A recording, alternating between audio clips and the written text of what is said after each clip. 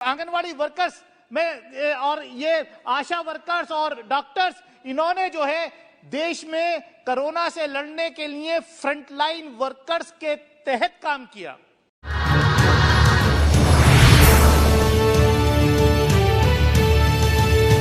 धन्यवाद सभापति महोदय कि आपने मुझे एक private member bill welfare measures for anganwadi workers and anganwadi helpers पर बोलने का अवसर प्रदान किया।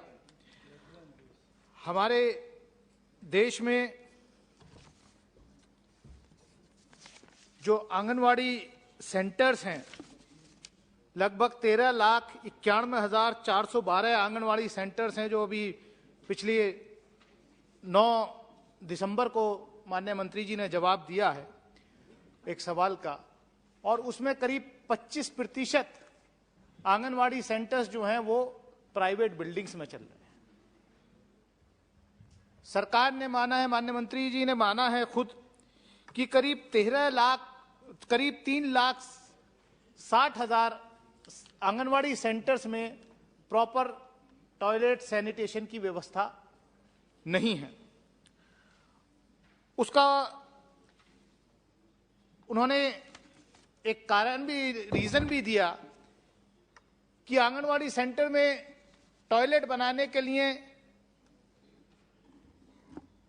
श्री नरेंद्र मोदी जी की सरकार ने 2017-18 में केवल 12,000 रुपए का प्रावधान किया था, जो कि नाकाफी था। अभी उसको बढ़ा करके लगभग 36,000 रुपया कर दिया गया है। तो अब उम्मीद की जाती है कि आगे जो टॉयलेट्स बनेंगे, जो सैनिटेशन का, वो अच्छी तरीके से वहां सफाई सुथराई का इंतजाम हो सकता है। सभापति महोदय, कहने को बहुत आसान है कि आंगनवाड़ी वर्कर गांव-गांव में रहती हैं, लेकिन उनका काम जो है, मैं समझता हूं कि बहुत ही महत्वपूर्ण, इंपॉर्टेंट काम होता है।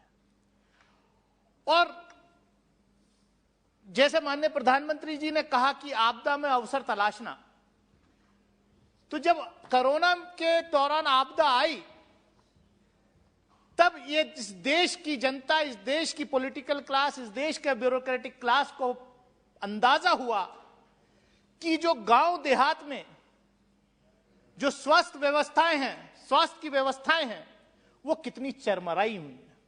जो गांव देहात में जो आंगनवाड़ी वर्कर हैं, जिसको आशा वर्कर के नाम से हम जानते हैं, उन्होंने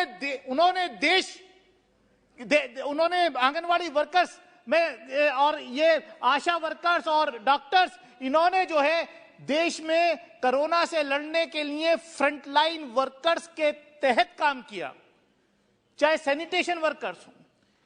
मैं कहने का तात्पर्य मेरा यह है कि हम इसको, जो आंगनवाड़ी वर्कर्स हैं, जो आंगनवाड़ी सेंटर्स हैं, ये देश की आम जनता के लिए, देहात में रहने वाले लोगों के लिए एक तरीके से अस्पताल का, स्कूल का, उनके पालन पोषण का, बेसिकली ये गाइड है, ये सेकंड मदर, ये पेरेंट्स के रूप में काम करती हैं, जो हमारी आंगनवाड़ी वर्कर्स होती हैं और उनके हेल्पर्स होती हैं। लेकिन जो डेटा यहां उपलब्ध है, मैं वो बातें रिपीट करना नहीं चाहता जो कई माननीय सांसदों ने मेरे से पहले यहां पर बोला है। अभी प्रेमचंद्रन जी कह रहे थे कि केरला के अंदर 12,000 रुपया मानदेय दिया जाता है आंगनवाड़ी वर्कर को। उन्होंने एक सुझाव भी रखा कि इतना देश में अनएम्प्लॉयमेंट है, खासतौर से पढ़े लिखों में, कि अब एक सिस्टम बनाया जाए कि भारत सरकार जो है एक गाइडलाइन तय कर दे कि आंगनवाड़ी वर्कर का की नियुक्ति जो हो, उसकी एक मिनिमम क्वालिफिकेशन हो जानी चाहिए। लेकिन मैं जहां से आता हूं, जो मेरा क्षेत्र है, अमरोहा लोकसभा क्षेत्र, उत्तर प्रदेश से हम आते हैं। माननीय मंत्री जी भी उत्तर प्रदेश से लोकसभा में इलेक्ट हुई हैं, अमेठी से हैं। मैं जी उत्तर प्रदेश में ही है, अमेठी नहीं। मंत्री जी ने कहा कॉन्स्टिट्यूंसी बताओ, इसलिए मैंने नाम रिपीट किया। मान्य मैं अभी जो है प्रेमचंद्रन जी ने कहा कि 12,000 मिलते हैं, लेकिन उत्तर प्रदेश की आंगनवाड़ी वर्कर्स की बहुत दयनीय स्थिति है। मैडम, देखा नहीं जा सकता हम लोगों से, और ये हमारा सौभाग्य है कि आज women and child development welfare minister UP से आती हैं। उत्तर प्रदेश में भी इन्हीं की पार्टी की सरकार भी है।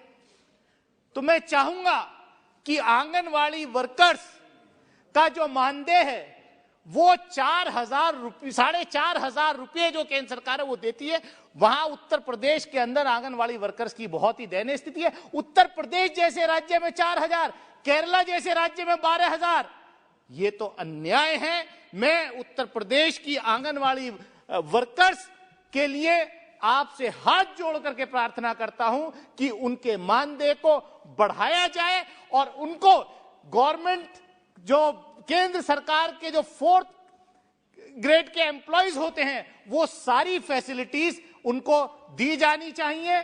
मैं इन्हीं शब्दों के साथ, इसी उम्मीद के साथ कि माननीय मंत्री जी इस पर जो है कुछ रोशनी डालेंगी जब अपना जवाब देंगे। बहुत बहुत धन्यवाद।